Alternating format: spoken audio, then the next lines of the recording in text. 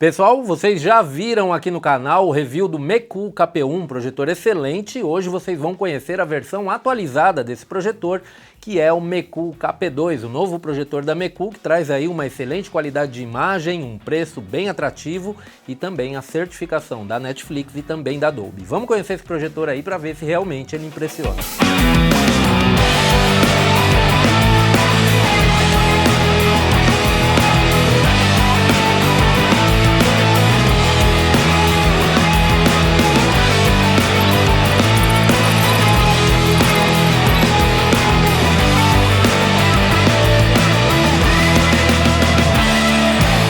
Fala galera, sejam muito bem-vindos a mais um vídeo aqui do canal. Hoje a gente vai falar sobre o Mecool KP2, uma ótima opção aí para quem quer iniciar com uma boa qualidade de imagem e recursos também bem interessantes sem ter que gastar muita grana, né? Bom, vamos falar sobre o ruído do projetor, a qualidade da imagem, os recursos, o desempenho, o áudio e também vamos testar com games para saber se ele vale ou não a pena. Vamos lá? E olha só, o Mecool KP2 aqui foi enviado pela Banggood, que é a parceira aqui do canal e é a única loja de importação da China que oferece o seguro tarifário. Olha que nos tempos que a gente está vivendo, eu acho que vale a pena, viu?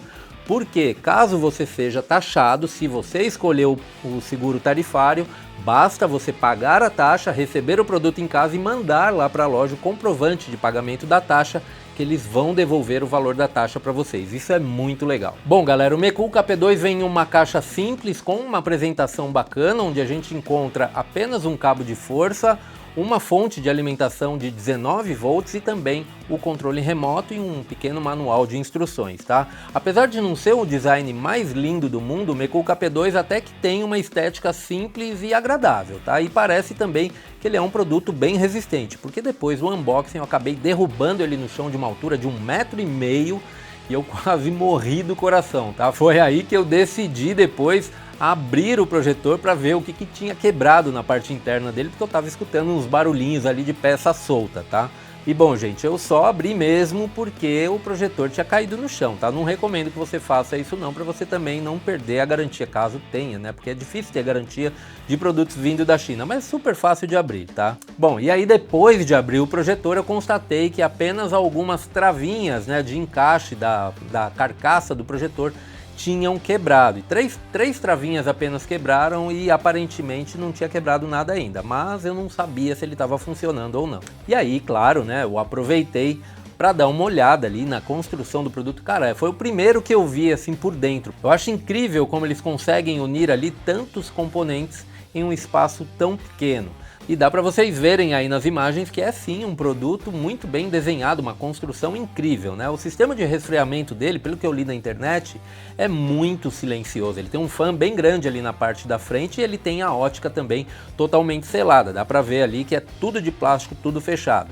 Deu para ver ali também o mecanismo do sistema de foco automático, tá? É muito legal a engrenagem ali. Mas eu não quis arriscar e ir a fundo ali na desmontagem do projetor, porque depois eu fiquei com medo de não conseguir montar, né? E eu não sou especialista nisso também, tá? Mas eu sei que na parte de trás dele ali a gente tem um segundo fan de resfriamento que é responsável, né, por resfriar toda a parte do sistema óptico e o que vai, claro, impedir, né, que a gente tenha um derretimento da película polarizadora, que é tão comum dar problema em projetores como esse. Bom, dei aquela sapeadinha ali no sistema do projetor, achei muito interessante, depois montei a carcaça dele novamente e felizmente tudo não passou de um susto, tá? Ficou tudo muito bem encaixado, mesmo com as 3 travinhas danificadas, ele encaixou tudo direitinho e só restava saber se ele ia realmente funcionar, né? E bom, pessoal, falando em carcaça, ele é feito de um material de plástico de ótima qualidade, ele traz também um conjunto óptico de acrílico de alta transparência, com uma câmera de autofoco super discreta ali em meio àqueles furinhos da grade frontal de liberação de calor, tá? Na parte de baixo dele a gente tem apenas uma rosca central ali para um tripé ou para um suporte de teto central, e na parte de cima a gente tem um único botão de liga e desliga, e o aparelho tem também ali as conexões, né? Poucas conexões, a gente tem uma porta USB, a gente tem uma única porta HDMI, uma saída para fones de ouvido e mais nada, só o cabo de alimentação e mais nada, tá bem simples. E aí depois de ter averiguado tudo para ver se estava Tudo certo, resolvi ligar o aparelho na tomada, rezando, claro, né, para não ter danificado o sistema óptico ou algum componente interno do projetor que eu não consegui ver. Mas assim que eu apertei o botão, pum, apareceu a imagem e bem rápido, viu? Você aperta o botão, ela já acende ali e estava tudo normal, não aconteceu absolutamente nada com ele. Vocês sabem que eu tenho um histórico aí de derrubar projetor, mas eu também tenho um histórico de sorte de não danificar nenhum deles, né? E aí, assim que ele termina de fazer o ajuste de foco automático, ele pede para a gente seguir alguns poucos passos de configuração, como o pareamento do controle remoto, que é um controle remoto Bluetooth, o que é bem legal. Já pede a senha do Wi-Fi e também para a gente fazer o login na conta da Netflix, que é certificada no aparelho, e aí ele já está pronto para uso. Bom, eu coloquei o aparelho aqui bem centralizado, tá? A 2,80 m da minha Pérola Negra V1 Max Ultra de 100 polegadas, sem a necessidade de fazer nenhum tipo de correção de keystone. Mas antes de falar das imagens, eu vou passar uma informação importante. Ele não tem Android, tá? Ele usa o Linux OS, então nós não temos uma Play Store como no Android. E você também não vai ter disponível na loja aplicativos como Spotify, Disney Plus, entre tantos outros aí. Mas ele tem nativamente já o YouTube Kids, o Prime Video, a Netflix, assim como alguns outros aplicativos da loja NetRange, que vem embarcada nele, tá? Onde vocês vão ter ali alguns aplicativos como Plex, Facebook, Twitter, né? Não sei porquê, e alguns aplicativos de filmes, músicas, games e conteúdo infantil também. Uma outra coisa interessante que eu achei nesse projetor é que ele permite que a gente faça ajustes de imagem mesmo quando a gente está usando os aplicativos que já vêm instalados nele, tá? O que não acontece com alguns outros aparelhos que vêm com o Android embarcado. Mas no caso do YouTube, né, nativo do projetor, eu não consegui acessar nenhum conteúdo em 4K. Mas mesmo assim a imagem que ele entrega em Full HD é melhor que muito projetor de entrada que tem suporte a 4K, tá? Mas se você tiver conectado a algum outro dispositivo nele, ele vai sim dar o suporte ao 4K, só com um aplicativo nativo que não. O que não é nenhum problema, porque ele não é um projetor 4K e ele também não faz o upscaling para 2K, tá bom? E um outro ponto que eu não posso deixar de falar é que ele aceita HDR10, isso é bem legal, e também o HLG, tá? E ele faz um belíssimo trabalho, tanto com conteúdos em SDR como HDR, mas você vai precisar selecionar ali o melhor modo de imagem no menu de configurações, pois em certos conteúdos você pode ter uma imagem ali sem equilíbrio, tá? Por exemplo, para conteúdos com HDR, para mim, o melhor modo de imagem aqui foi o modo filme, tá? Filme HDR10, aparece ali no menu em cima, tá? Já no modo vívido eu achei a imagem um pouco saturada e também com um branco um pouco estourado. O som do projetor, que é um dos pontos fortes dele, é muito decente até um certo volume, tá? Em 100%, por exemplo, ele apresentou bastante ruído.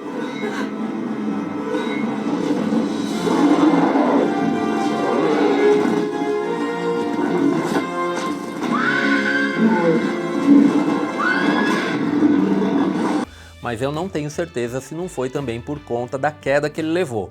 Em 25% aqui o som estava muito bom, muito alto inclusive, e sem nenhum tipo de ruído. E é importante lembrar também, claro, que ele tem suporte, né, e tem certificação Dolby, tá? Inclusive embaixo dele você vai ver o adesivinho ali.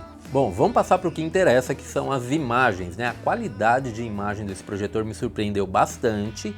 Claro que os 600 ANSI aparentemente não são reais, tá? Mas ainda assim, em ambiente com luz natural, em um dia chuvoso como o dia de hoje, ele entregou uma belíssima imagem. Já se tiver um dia muito ensolarado, se tiver as janelas abertas, pode ser que ele não te agrade não. Ele é sim um projetor capaz de entregar boas imagens em ambiente controlado, tá? E eu recomendo que você tente organizar aí o seu ambiente para que a luz artificial ou natural não chegue diretamente à tela, tá? Em ambiente escuro ele vai ser fantástico, fenomenal para você colocar no seu quarto, até para você colocar na sua sala, caso você tenha uma sala bem escurinha, tá? As imagens que você vai ver em ambiente totalmente escuro vão ser lindíssimas, tá? Inclusive com brilho suficiente para te proporcionar uma boa experiência. Eu testei ele também na minha tela Mate White de 133 polegadas lá da Projetelas e ele se mostrou muito competente ali em ambiente controlado, tá? A imagem super nítida, o brilho também não se perdeu e a qualidade de imagem, olha, eu fiquei bem admirado. Mas veja só, isso é aqui dentro do estúdio, tá? Que eu tenho como controlar a iluminação do ambiente para que a luz,